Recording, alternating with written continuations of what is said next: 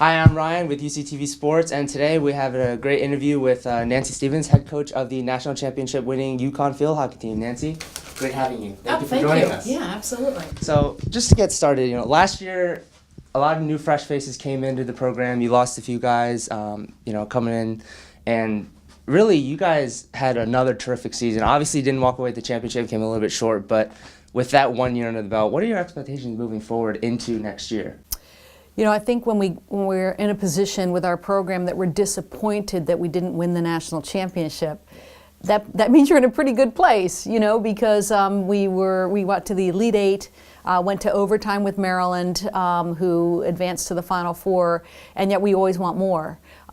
So it kind of cuts both ways. We had, from our national championship team, our most recent in 2017, we had lost 6 starters, 6 brilliant players. So to get back to the Elite Eight, to win, I think it was our 7th straight Big East championship, we were really happy with the progress that our team had made. Yeah, and with losing, you had mentioned 6 starters from that national championship team. How does that affect your team moving into the season is there any kind of cohesiveness issues, or is that just a part of, obviously that's just a part of the college game, but how does that really affect your team moving forward? It's interesting because across the world, field hockey's played mainly in the club system, like soccer. So there you would have the opportunity to keep your players for many years. I think that's what keeps coaches in college coaching, is because every year it's different. Because you're graduating a senior class and you're bringing in a freshman class, so every year it's different. And I think those dynamics keeps it a challenge and makes it fun and interesting. Yeah, and a lot of teams kind of have this issue, not only at UConn, but again with the whole college process of really you only get 4, maximum of 5 years, bringing new guys in, new guys out. How much time do you spend on recruiting, and what's the recruiting style like for you guys at UConn? Well, NCAA rules dictate how you can recruit, but we recruit every day because you're always returning emails or text from recruits. But we actually at one point were allowed to bring in 8th graders. Really, and recruit 8th and 9th graders and offer scholarships to 9th graders. But now, as of this year, we can only do that with juniors. So I think some sanity has come back into the process. But when we're talking to 8th graders, like I didn't know what to say. I was talking about maybe Harry Potter, or when the Twilight series was big, I was like, well, do you like the werewolf or the vampire? Yeah. So it's a lot easier to recruit a junior and have an intelligent conversation than someone who's in 8th grade. Yeah, you feel like people coming in, they have that connection already of, obviously they know the game, they know kind of their skill set, where they lie, and at this point it's just a matter of deciding what program's the best fit for them. Yeah, I mean, you're recruiting a 9th grader, and you're talking about a major in college. Yeah.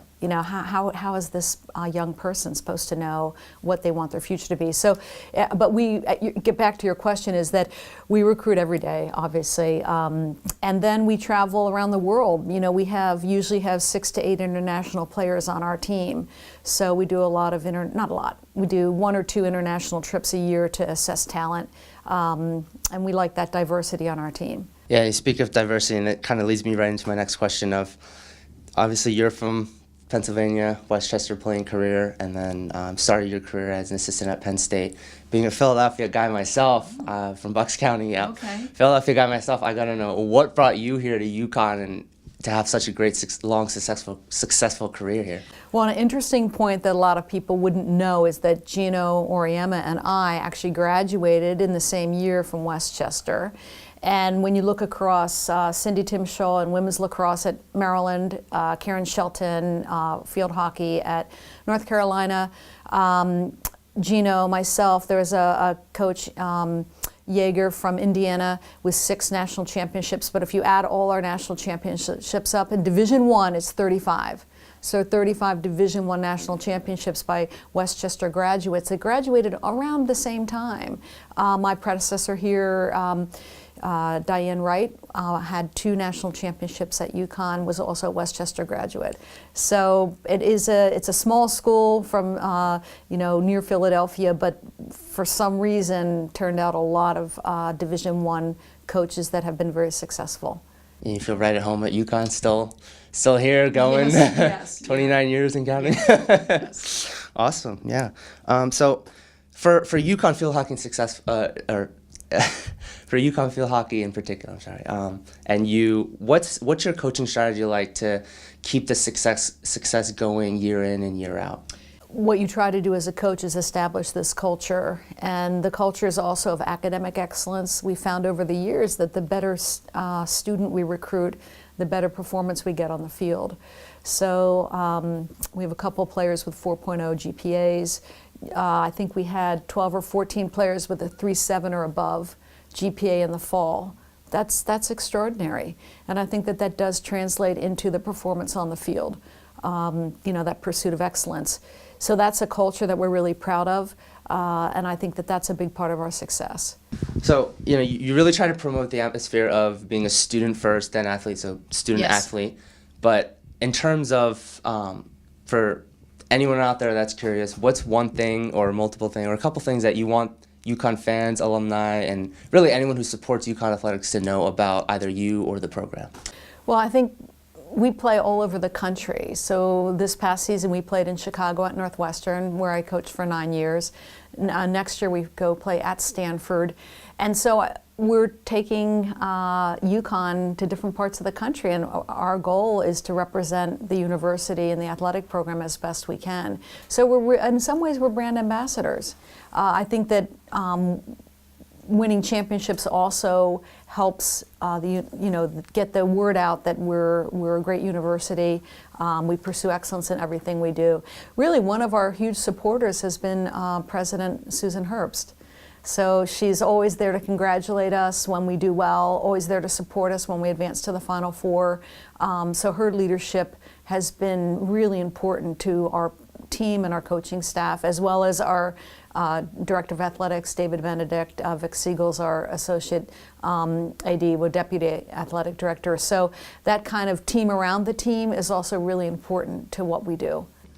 And how's that support been like coming from not only within the athletic department and with the UConn community, but coming from outside and all across the nation? How's that support been like for you? It's great. UConn is an international brand. So when we do recruit internationally, most of the kids have heard of UConn mainly as women's basketball because they're female athletes. They're going to be a little bit more focused on the women's sports, but we'll recruit in Australia, New Zealand, all across Europe and Great Britain, and we're not walking in cold. They know about the University of Connecticut. Mainly it's through athletics.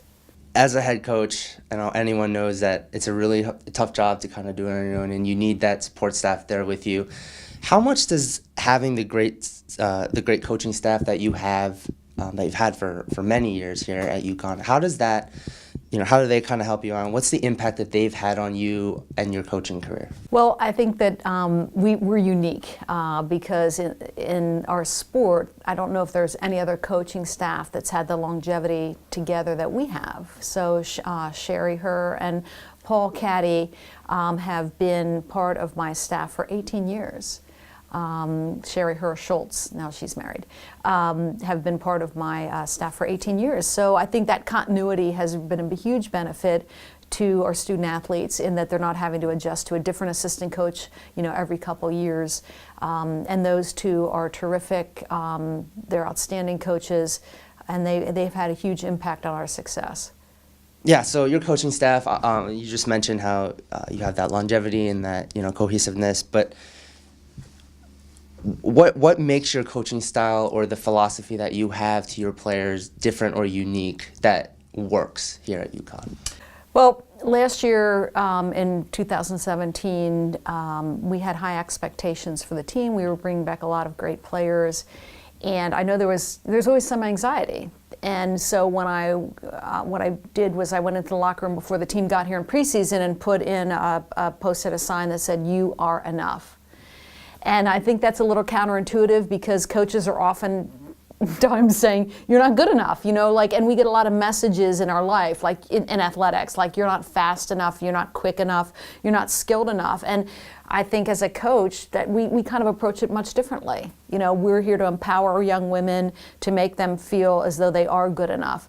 And that was the message. I think it was a little surprising to our team, but to come full circle, we're going to play Maryland for the national championship in 2017, and you come into the locker room before the game, and I put on the whiteboard, "You are enough," and I think that just filled them with this belief that they were going to win the national championship. And so I think that's our coaching style. What's great is to see our players go on and do great things. So Melissa Gonzales, who graduated 9 years ago, was the captain of the U.S. national team. She's a two-time Olympian, has played in 2 World Cups. So again, she's representing not only the United States, but University of Connecticut. Rasheen Upton played for us for 4 years, won 2 national championships.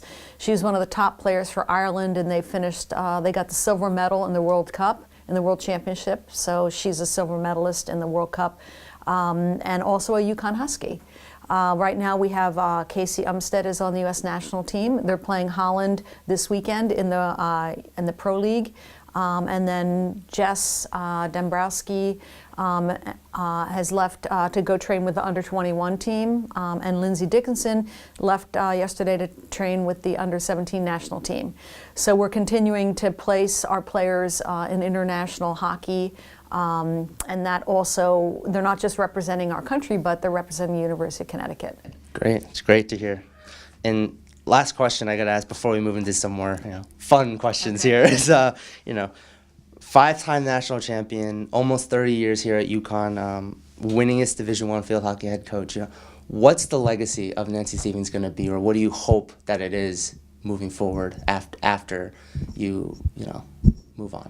Well, I've been fortunate to lead the team to 3 national championships. My predecessor, Diane Wright, has the other 2 national championships.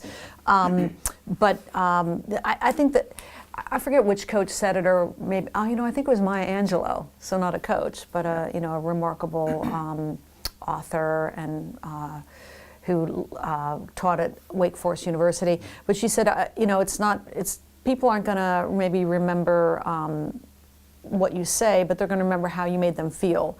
And I think we want our players to leave feeling great about their experience and to feel that we empowered them. We've tried to make our program very player-centric. In our country, if you're watching a professional football game, whenever there's a good or bad play, they focus right on Bill Belichick or whoever the coach is. We're very coach-centric in this country. Or I just watched Villanova play Providence last night in basketball on TV, and every shot was of Jay Wright. Now, obviously, he's dressed impeccably. He has a great tailor. It's not such a bad thing to look at. But that's our culture. But we've really flipped it, and have a different paradigm here with UConn field hockey. It was very player-centric, very player-centered. So I hope it to be my legacy, that our players feel they were empowered. Awesome. And like I said, just some moving away from kind of the the hard-hitting stuff about you or the program, just some general UConn questions of if from all your years here at UConn, what's been kind of one memory that either sticks out to you or is your favorite as a head coach? Well, there really is that seminal moment when you win a national championship, is the joy on the players' faces. It will be one of the highlights of their lives. They'll have many, many highlights, but it will be one of them. I was fortunate to win a national championship as a player, and I remember everything about that day. I remember everything about the stadium, the opponent, our teammates, and I think those moments will stay with our players. So those are my favorite moments at UConn.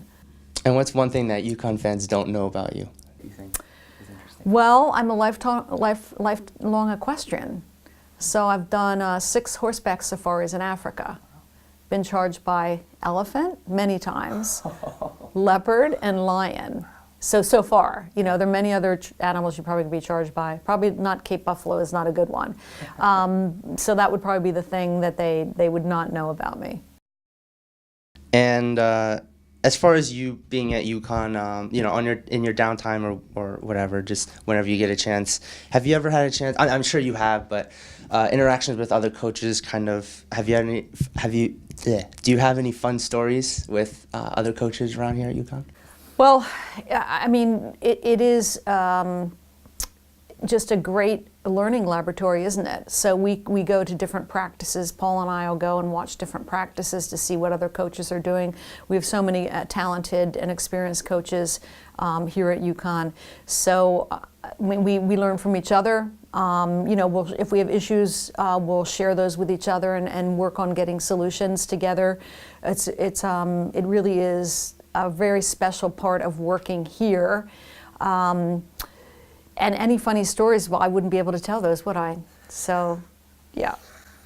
Fair enough. Good try. That's a good try. Fair enough. It's a good try. Try harder. Yeah. Maybe turn these cameras off. Yeah, that's right. And just last thing is, for any college student coming in, whether you're playing field hockey, any other sport in athletics, UConn or not, what's the best piece of advice that you can give to an incoming college student?